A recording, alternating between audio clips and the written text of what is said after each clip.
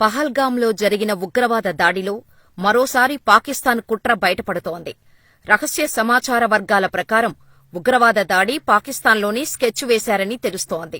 దాడి వెనుక హఫీజ్ సయీద్కు అత్యంత సన్నిహితుడైన సైఫుల్లా కసూరి చేయి ఉందని చెబుతున్నారు.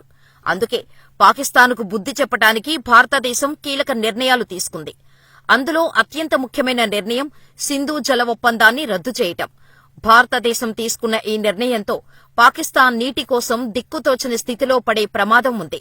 పహల్గాం ఉగ్రవాద దాడిలో 26 మంది ప్రాణాలను బలికొన్నారు. అప్పటినుంచి యావత్ భారతం ఆగ్రహంతో ఊగిపోతోంది. పాకిస్తాన్పై ఎలాంటి చర్యలు తీసుకుంటారనే ఆసక్తితో కేంద్రమై ప్రజలంతా ఎదురుచూశారు.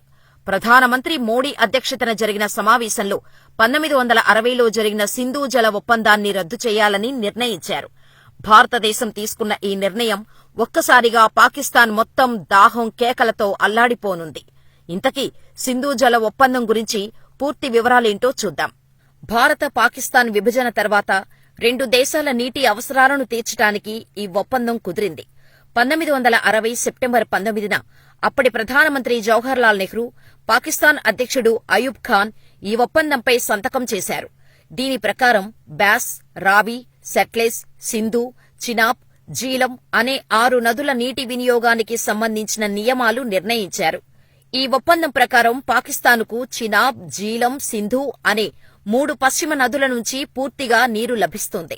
అదే సమయంలో భారతదేశానికి సట్లెజ్, బియాస్, రావి నదుల నీరు లభిస్తుంది. స్వాతంత్ర్యం తర్వాత పాకిస్తాన్తో అనేక యుద్ధాలు చేసిన భారతదేశం ఎప్పుడూ ఈ ఒప్పందాన్ని ఉల్లంఘించలేదు. పాకిస్తాన్కు నీటి సమస్య రాకుండా చేసింది. అయితే దీర్ఘకాలంగా భారతదేశంలో ఈ జల ఒప్పందాన్ని రద్దు చేయాలని డిమాండ్లు వస్తున్నాయి. ఇప్పుడు భారతదేశం ఆ నిర్ణయాన్ని తీసుకుంది. ప్రపంచ బ్యాంక్ దీర్ఘకాలిక మధ్యవర్తిత్వం తర్వాత భారతదేశం, పాకిస్తాన్ మధ్య సింధు జల ఒప్పందం జరిగింది. ఈ ఒప్పందం అమలులోకి రాకముందు 1948 ఏప్రిల్ 1న భారతదేశం నీటిని ఆపివేసింది. దీనివల్ల పాకిస్తాన్ పంజాబ్లోని 17 లక్షల ఎకరాల భూమి నీరు లేక బీడుగా మారింది. ఇప్పుడు ఈ ఒప్పందాన్ని పూర్తిగా రద్దు చేయటం ద్వారా భారతదేశం పాకిస్తాన్ను కుంగదీసింది. నిజానికి పాకిస్తాన్లోని పంజాబ్, సింధు ప్రాంతాలు వాటి నీటి అవసరాలను తీర్చుకోవటానికి చినాబ్, జీలం, సింధు వంటి నదుల నీటిపై పూర్తిగా ఆధారపడి ఉన్నాయి. కానీ ఇప్పుడు పాకిస్తాన్కు ఈ నదుల నీరు లభించదు. అంతేకాకుండా పాకిస్తాన్ పౌరులకు వీసాలను నిలిపివేయడం వంటి అనేక ముఖ్యమైన నిర్ణయాలు తీసుకుంది. అలాంటప్పుడు భారత ప్రభుత్వం తీసుకున్న ఈ నిర్ణయాల ప్రభావం పాకిస్తాన్పై ఏమిటో తెలుసుకుందాం.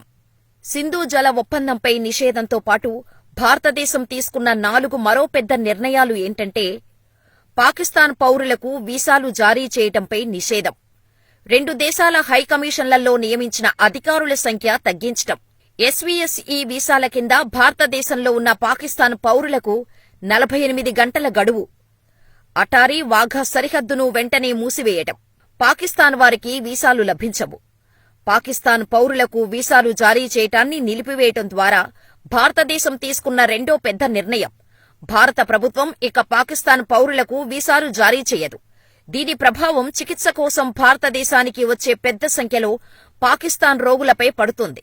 వాస్తవానికి గత కొన్ని సంవత్సరాలలో భారతదేశం పెద్ద మెడికల్ గమ్యస్థానంగా అవతరించింది. అనేక దేశాల ప్రజలు చికిత్స కోసం భారతదేశానికి వస్తున్నారు. వీటిల్లో పాకిస్తాన్ కూడా ఉంది. ఒక గణాంకం 2015-16లో భారతదేశం 54 దేశాలకు చెందిన దాదాపు 2 లక్షల మంది పౌరులకు మెడికల్ వీసాలు అందించింది. వీటిల్లో పెద్ద సంఖ్యలో పాకిస్తాన్ వారు కూడా ఉన్నారు. మీడియా నివేదికల ప్రకారం 2015-16లో ప్రతి నెల దాదాపు 166 మంది పాకిస్తాన్ పౌరులు చికిత్స కోసం భారతదేశం వచ్చారు. 2017లో మెడికల్ వీసాల నిబంధనలు కఠినతరం చేసింది. ఇప్పుడు భారతదేశం పాకిస్తాన్ పౌరులకు వీసాలు జారీ చేయదు.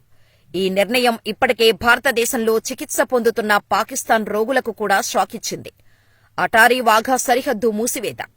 భారత ప్రభుత్వం అటారీ వాఘా సరిహద్దును కూడా మూసివేయాలని నిర్ణయించింది. 2 దేశాల మధ్య ఉద్రిక్తతల కారణంగా భారతదేశం, పాకిస్తాన్ మధ్య ఇప్పటికే చాలా పరిమితమైన రాకపోకలు ఉన్నాయి. ఇప్పుడు అటారీ వాఘా సరిహద్దు మూసివేయటం వల్ల 2 దేశాల మధ్య పరిమితమైన రాకపోకలు కూడా ఆగిపోతాయి. దీని ప్రభావం పాకిస్తాన్, భారతదేశం మధ్య వాణిజ్యంపై కూడా పడుతుంది.